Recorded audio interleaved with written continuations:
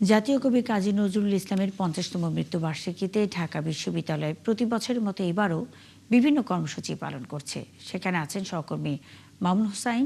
আমরা চলে যাচ্ছি তার কাছে।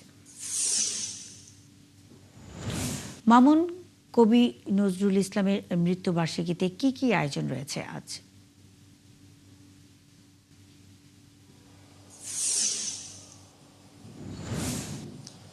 সকাল থেকেই কিন্তু জাতীয় কবি কাজী নজরুল ইসলামের যে ৫০তম মৃত্যুবার্ষিকী সেই উপলক্ষে কিন্তু ঢাকা বিশ্ববিদ্যালয়ের যে মসজিদ রয়েছে তার পাশে যে নজরুলের সমাধি রয়েছে সেখানে কিন্তু সকাল থেকেই নানা আয়োজন আমরা দেখতে পেয়েছি। এখানে কিন্তু বিশ্ববিদ্যালয়ের পক্ষ থেকে জাতীয় কবি কাজী নজরুল ইসলামের সমাধিতে পুষ্পস্তবক অর্পণ করেছে। এছাড়া বিএনপির পক্ষ থেকে কিন্তু বিএনপির ভারপ্রাপ্ত মহাসচিব রুহুল কবির রিজভী তিনিও কিন্তু এখানে পুষ্পস্তবক অর্পণ করেছে। এছাড়া নজরুলের যারা ভক্ত রয়েছে, যারা নজরুল প্রেমী রয়েছে, তারা কিন্তু সকাল থেকে এখানে নজরুলের জাতীয় কবি কাজী নজরুল ইসলামের সমাধিতে কিন্তু পুষ্পস্তবক অর্পণ করছেন। এছাড়া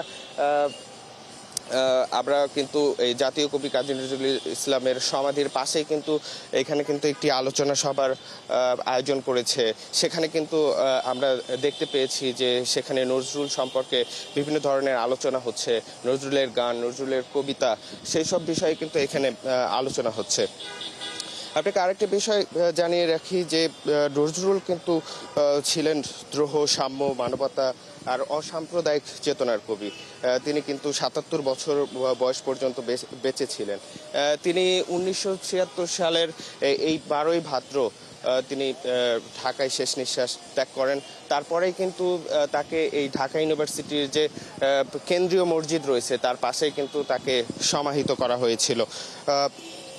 এছাড়া তার এখন পর্যন্ত সকাল থেকে আমরা বিভিন্ন জায়গায়, ঢাকা বিশ্ববিদ্যালয়ের বিভিন্ন জায়গায় কিন্তু আমরা তাকে নিয়ে যে আলোচনা সভা, সঙ্গীত অনুষ্ঠান, এছাড়া বাংলা একাডেমিতে নানা ধরনের আয়োজন হওয়ার কথা রয়েছে।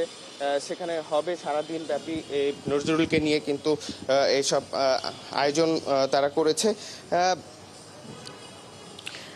মামুন হুসাইন, সারাদিন ব্যাপী বিভিন্ন কর্মসূচি পালন করা হবে। আপনি আছেন, খবর রাখতে থাকুন, আমাদের সঙ্গেই থাকবেন।